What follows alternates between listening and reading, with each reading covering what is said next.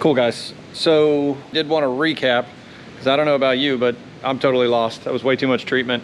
Let's go over what we did here, just so I didn't miss anything. But so the Henny got front doors complete, treatment outside, inside, sounds good style, back of the door where necessary, block off plates on the front, block off plates on the rear, both sides, all gravy.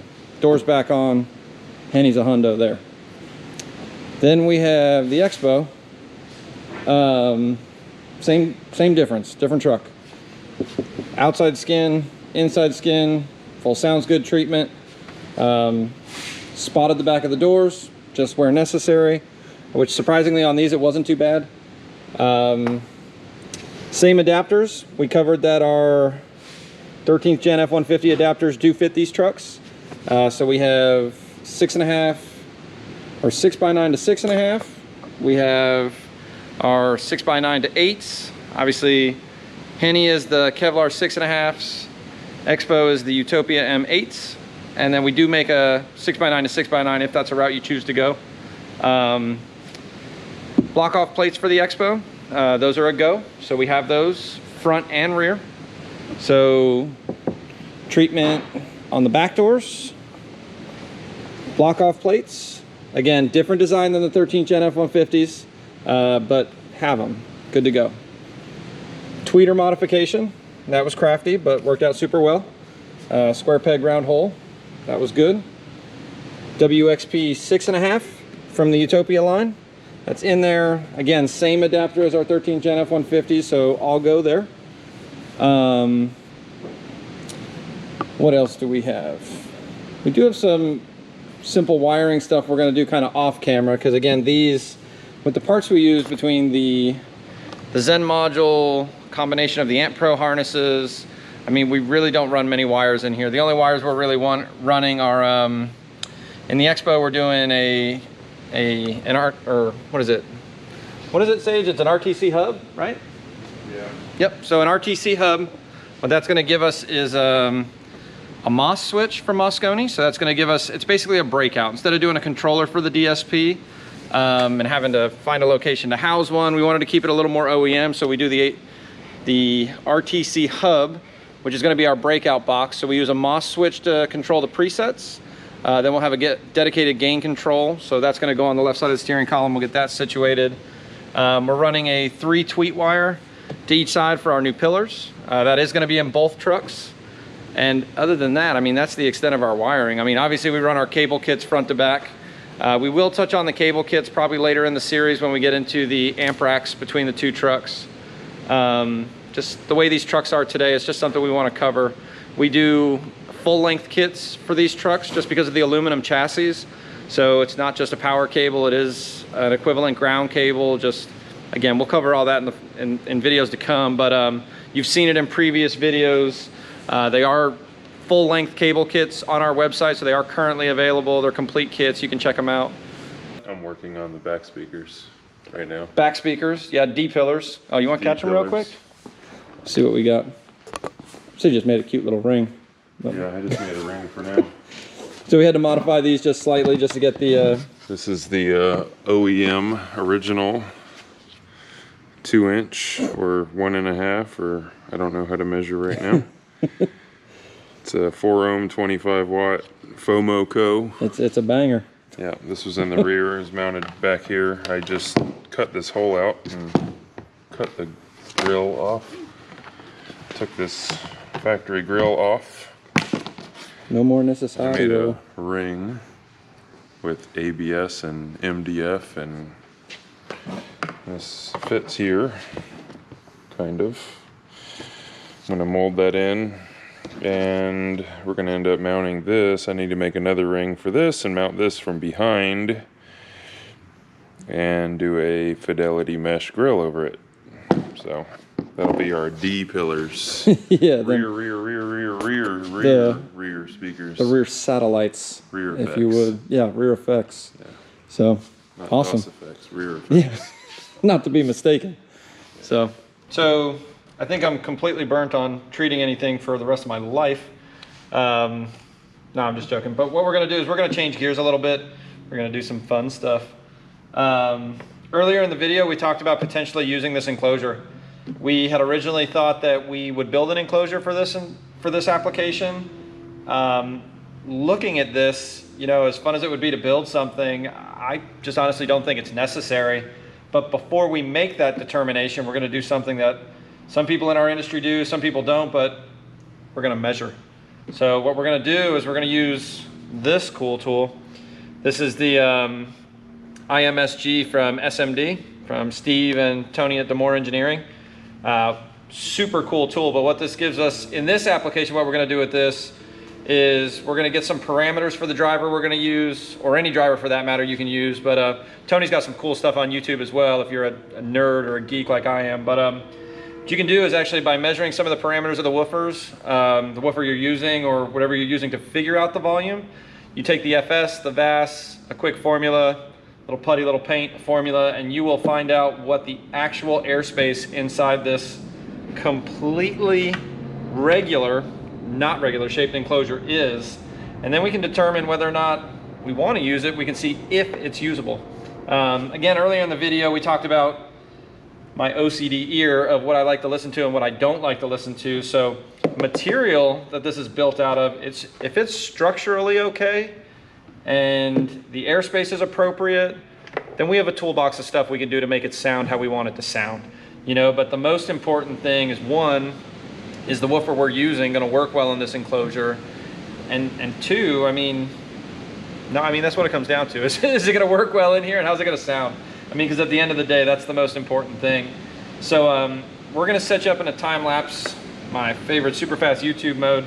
I'll show you guys the construction of this. I mean, this thing is ribbed, it's contoured. I mean, it is not delicate by any means. So we're going to get the brackets off the back of this because if we choose to use this, we do have to router the opening up just slightly.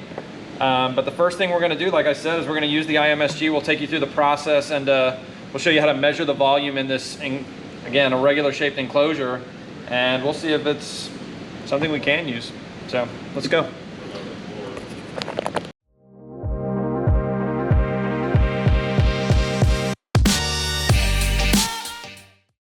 Gasket tape your forehead. All right. Trying to seal my brain in. Good luck. All right. So what we're gonna do, and bear with us. So we're gonna take the IMSG. We're gonna load this woofer. What is an IMSG, Scott? I did that earlier in the video. Oh. Where you at? Attention. No, man, you've been vacant. My brain is leaking. So the formula that we use is the VAS, or the VAS. What is the VAS, Scott? Man, it's the displacement of the shit, you know? Yeah. No. No, so we take that, then we got the FC, which is the impedance curve, or basically it's the FS of the driver in the enclosure over the actual FS of the driver. Air resonance. Yep. Out of the enclosure. Which we measured. So this driver has an FS of 30. Yep. 30 hertz, and the VAS on this driver was 26 liters, 0.8. 0.88287 is what it was. I'm 90% positive that's right. But we're gonna run with it.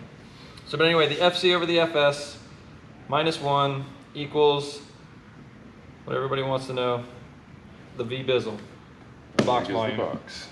So we got it. It does need to be sealed. When you do this, you have to seal the driver in there, but we've got it connected. We're loading her in. She's ready to run. Hold it down. Yep.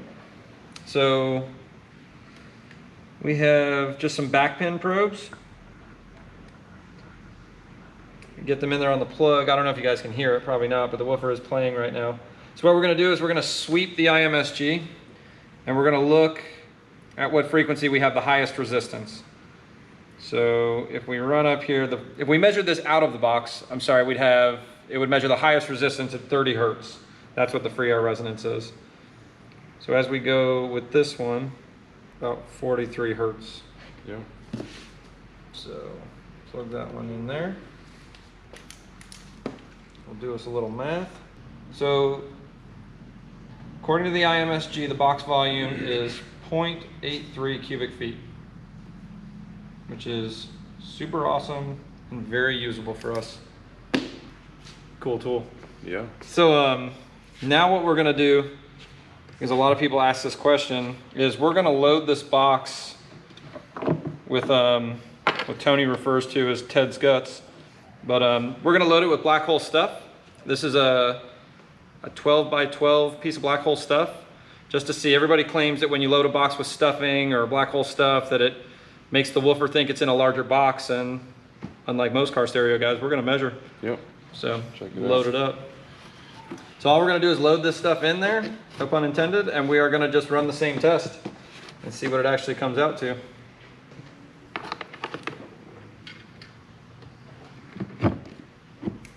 Yeah, same formula, same everything, just different measurement here.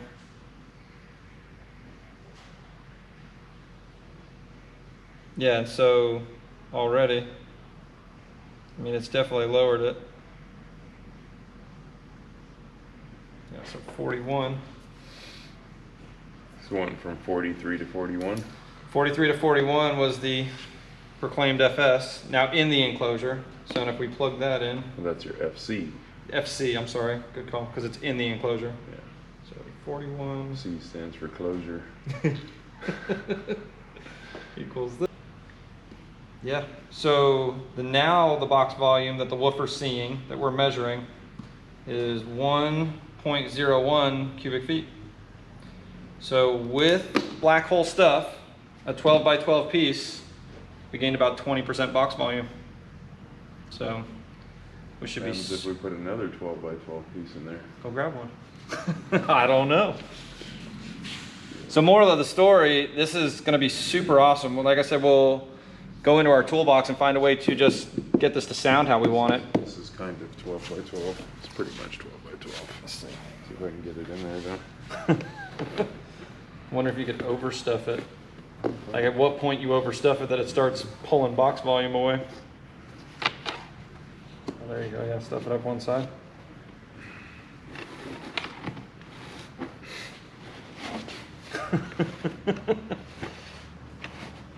It's never gonna come out of there, by the way. That's fine. That's two 12 by 12 pieces. All right. Yeah, it definitely lowered it again. So we went from like 41.7 to 41.1. So like not worth it. You're talking almost same volume. Yep. So that's really cool. It's good to know. Super handy. So one 12 by 12 piece for a singleton and a closure. We'll have to find out too, you know, just the relativity. I mean, different volume that we start with might require. We need to do like, you know, like a half a cube. Sounds like we got to build some boxes and do some more like videos. 12 boxes, half Yeah. the cube increments. That's really cool. So, how do we? I'm to be an idiot. How do we sell this? It's sold in 12 by 12 sheets on our website, right? Yeah, we sell them in individual packs, Okay. 12 by 12s, and then double packs. So two 12 by 12. So if you have two 10s, you can do, you know, two pieces. Yep.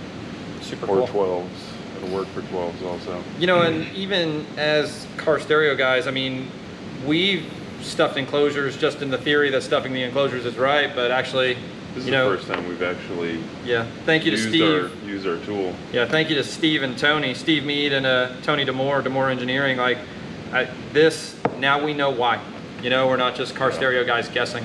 So we're gonna go ahead, we're gonna get this enclosure modified. We did the test with a Flax Evo woofer. Probably should have told you that too. It's not really relevant, it's just something we know the parameters on.